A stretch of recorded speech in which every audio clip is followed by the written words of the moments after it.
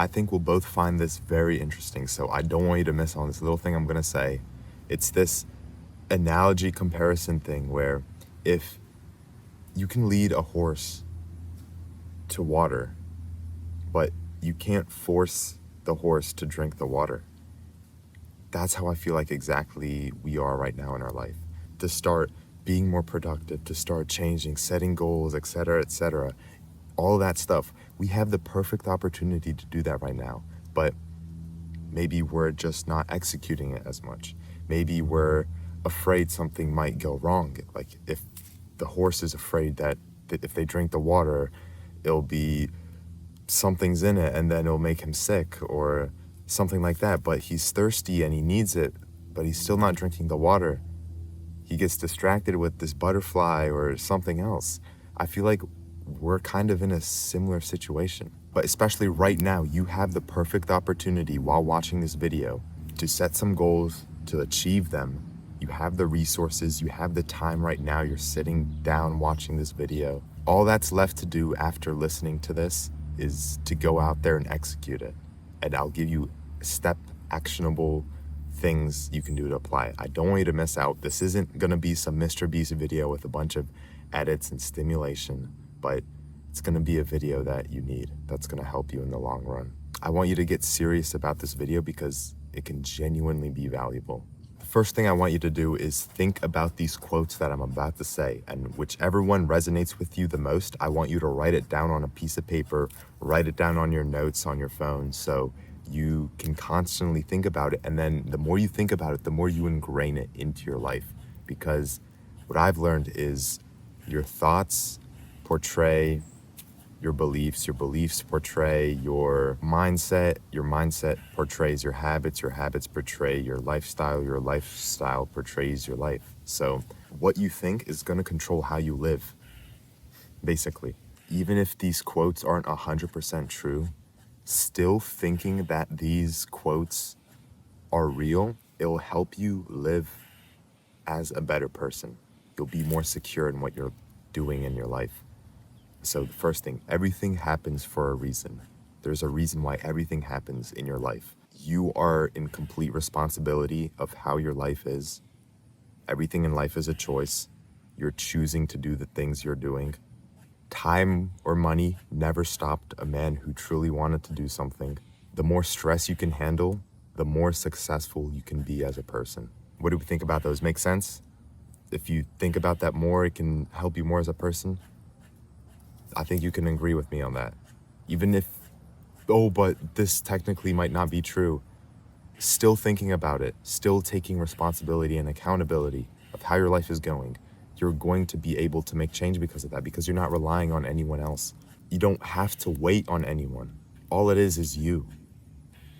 But that's a good thing, because you can choose when you want to start taking stuff seriously, when you want to make a change, when you want to take a break. It's all your choice. Now, how can you tell if you're serious about this is if you genuinely want to change by setting goals, writing plans, to-do lists on how you can attack these goals that you set yourself out for. Today, actually, I set my alarm at 5 a.m. For the past weeks, haven't really been waking up early, but I did it that time not just to wake up earlier because I had to do something right away in the morning, but to see if I actually wanted to do the goals that I set myself out for to do. If I actually wanted to. Having some type of sacrifice, whether it's an hour or two of sleep or just feeling more comfortable, sacrificing that by waking up early, and then waking up early, getting ready, and then working, whether it's on YouTube or something like this, which is one of my goals I have. It made me realize, okay, the sun just got on my face and I didn't know what to think about. But just think about how powerful that is. If you can just completely forget your sleep. You can completely forget all your other distractions in life and fully just focus. Like, let me just see if I can actually lock in on this. That's what I was thinking.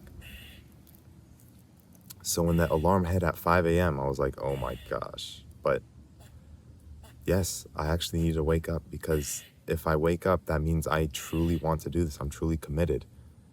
It shouldn't even have to be a question if I want to lock in. I already know I'm locked in on this. That's the way I was thinking. So your schedule, if you have a strict schedule towards those goals, then you're more serious about it. If you challenge yourself, if you have a journal where you write down your thoughts, your ideas on how you can get better at the things you're doing. Like if you're eating your food, if you're in the shower and you're thinking about those goals, that's how you know you're serious about it. That's how you know you want to actually achieve those things. And all of that can change. You can change your thoughts. You can change what you think about when you're eating, when you're in the shower, when you're driving somewhere, if you're waiting for something. So now you can understand, you can define if you're serious about your goals. For me, actually, my goals are growing this YouTube channel. If you like the vibe, consider subscribing, it's free. And also growing the communities that I have, which are in the description, but I'll talk about that more later. Once you've realized that those priorities, you've set those things as the things you want to focus on, those goals, here's what I've been doing, which has helped me unlock insane focus, productivity, discipline to those tasks, so I can wake up at 5 a.m. to start working on that, and I don't get stuck scrolling on my phone and trapped like that, which is through dopamine resetting, which is where I lower my screen time, specifically screen time that doesn't serve me, or it's just entertainment, or it's just checking my messages over and over again, even though nobody texted me. Basically just trying to find excuses to go on my phone, completely cutting that out. And instead of like, oh, let me check my phone if there's something there, using my phone with a purpose and being like, okay, I'll check my phone at lunchtime, and then in the evening, and then some other time. Having specific times where you check your phone, not just, oh, I'm bored, I don't know what to do, let me check my phone. Maybe something's there to distract me. Purposefully using my phone, purposely having dopamine in my brain. But because what this does is it makes your tasks, anything else you do, become instantly more exciting, more fun. You're more likely to do it, because when you don't scroll on your phone and stuff, when you don't have that, you do nothing. What do you do when you do nothing? You think of other things you can do. I always try to think of 3 other things that I can do besides scroll on my phone. And usually what that is actually working, doing the goals that I set myself out to, that I said I was committed for. So it gets to the point where my whole day is just working on that thing, being locked in. I hate saying locked in because it's like such a cliche, but it's just so true. Genuinely, cutting everything out and only focusing on that one thing is going to get you so much more progress. And when you don't have a screen, a phone, a distraction to pull you away from that flow state, you get so much more done. You feel so much better throughout the day. And it feels like your mind is so clear. Genuinely, like it's actually crazy how much attention I have, how much focus I have. What I thought would have been such a tedious task a few months ago, or just when I was on my phone a lot, now feels so simple. It takes 5 minutes to do, and it makes me so much progress. Like recording this video, for example. Basically, what you do in your free time, the times where you don't have much to do, define your production. Whether that's of your goals, your feelings in life, whatever it is, what you do behind those closed doors, behind the times where you don't have much to do, there's nothing to do, you have free time. What you do in those hours define how your life goes. Think about it like that. And then when you realize all the hours we've spent scrolling on our phones in the past, all those hours, imagine what we can do instead. I know it's hard to completely cut all of this out.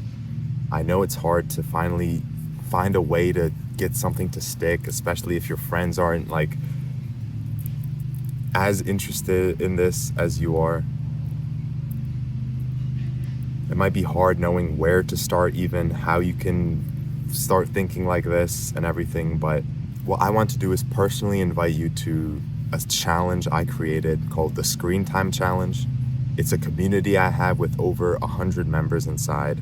We're all growing, improving, trying to get better. We're sharing ideas, sharing our goals, holding each other accountable.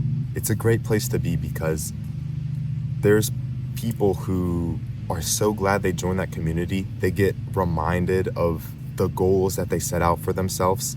And